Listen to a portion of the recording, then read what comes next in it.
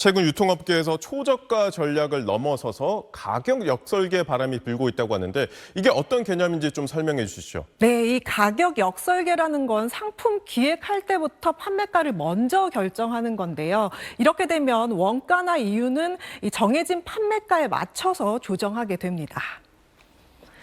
원래는 이 원가와 이윤에 따라서 판매가를 정하는 게 일반적인 가격 책정 방식이잖아요. 이것과 반대되는 개념이라고 할 수 있겠습니다.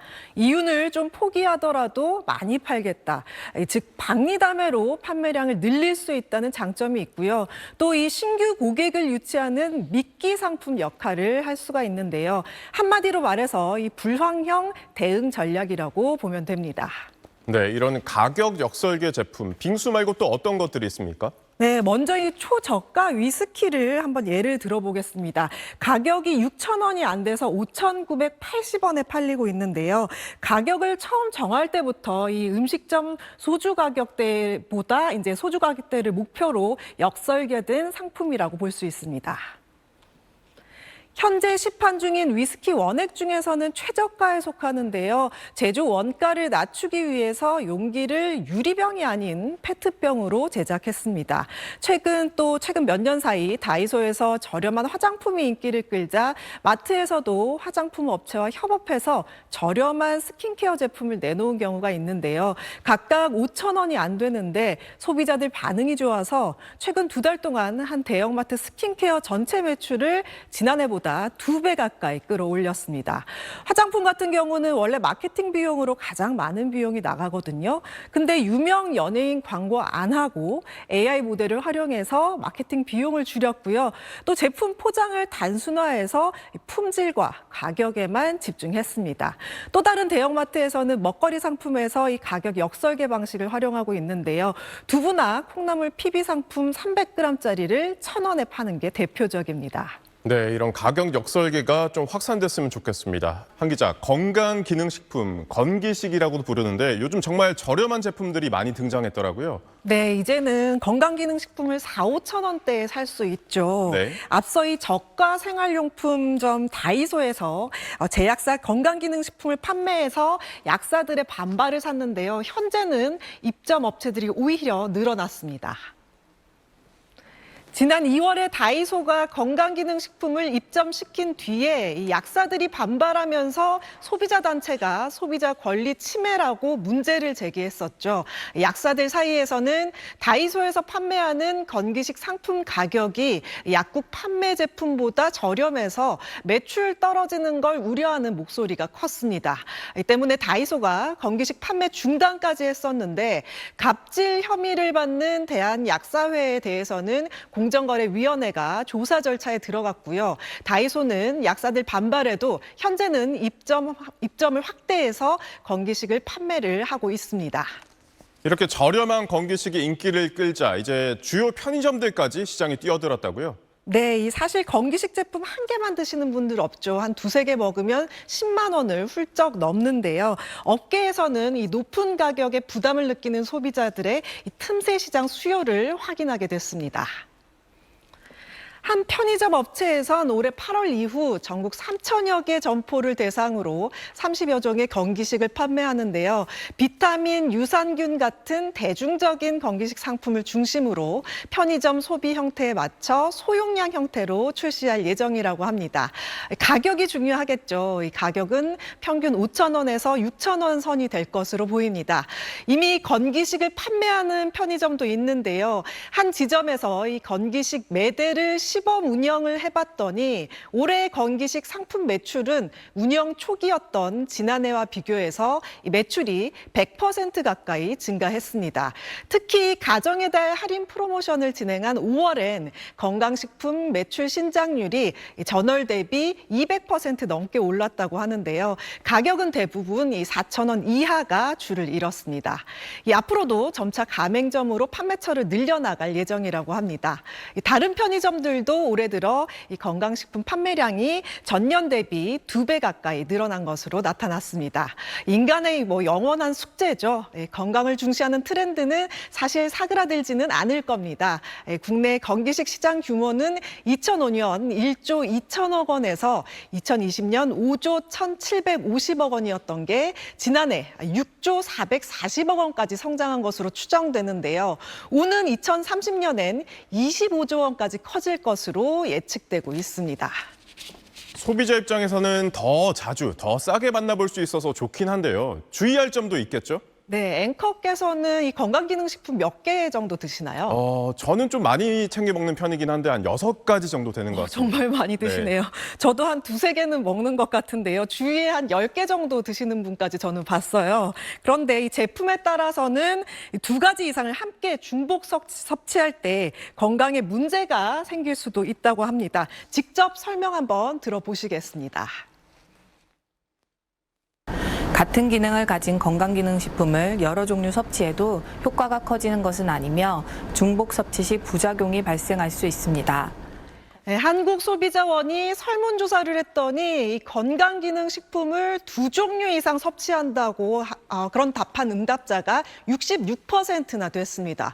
이렇게 성분을 확인하지 않고 중복 섭취할 경우 건강에 문제가 생길 수도 있는데 소비자원이 시중에 판매되는 12개 제품을 조사했더니 중복 섭취 주의를 표시한 제품은 2개밖에 안 됐습니다.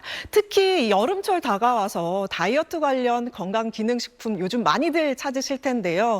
우리 다이어터들은 이 체지방 태워준다고 알려진 가르시니아 캄보지아 이 추출물 익숙하실 텐데 이 원료 같은 경우는 다들 이 건강기능식품과 다른 건강식품과 같이 섭취할 경우 간독성 같은 이상 사례가 발생할 수 있는 가능성이 보고된 바도 있습니다. 소비자원은 해당 제품 제조사에 주의사항을 정확하게 표시하도록 권고 조치를 내렸습니다. 체지방 감소가 가능하다고 광고하는 제품들을 보면 가격도 다 다르잖아요. 이 원료와 함량, 가격을 잘 따져보고 구매를 하셔야겠습니다. 똑같은 원료를 사용하고도 일일 섭취량을 기준으로 최대 34배나 가격이 차이 나는 것으로 나타났습니다. 네, 오늘 저도 집에 가서 설명서를 한번 살펴봐야겠습니다. 한 창고형 할인점의 푸드코트, 18,000원짜리 피자 한 판을 사려는 소비자가 종이 한 장을 키오스크에 인식시킵니다. 피자 구독권입니다. 9,800원을 내면 한 달 반 동안 2주마다 10,000원씩을 할인받을 수 있습니다. 할인이 되니까 피자를 여러 번 먹으면 이익이 많이 남으니까 구매하게 됐습니다. 일정 금액으로 정해진 기간 물건이나 서비스를 이용하는 구독 마케팅은 OTT나 가전제품 등에 주로 적용돼 왔는데 먹거리로 확산하고 있습니다. 이 가정에선 정기적으로 과일을 구독합니다. 과일값이 무섭게 오르다 보니 미리 가격을 정해놓고 먹는 게 이득이란 판단했습니다. 이제 시중은 오르면 그게 바로바로 좀 적용이 되는 것 같은데 구독을 하는 것이 더 이제 가성비가 좋고. 실제로 신선 채소는 지난해 1년 동안 8% 넘게 뛰었고 신선 과실은 17.1%나 올랐습니다.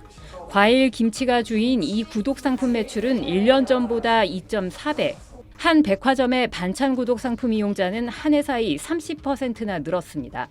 편의점까지 구독 상품을 내놓고 있는데 이 편의점은 식사 관련 구독 상품이 특히 인기로 전체 가입의 40%를 넘습니다. 그래서 드시는 그게 비싸기도 하고 부담스럽기도 하고 그래서 작년보다 되게 많이 늘어난 것 같아요. 고객 입장에선 가격 예측 가능성이 생기고 할인을 기대할 수 있고 기업 입장에선 고객을 일정 기간 붙들어 두면서 다른 상품 구매로 유도할 수 있습니다. 다른 음식으로도 또 이렇게 크게 또 확장이 되면 또 큰 또 물가에 좀 이렇게 도움이 될 것 같습니다.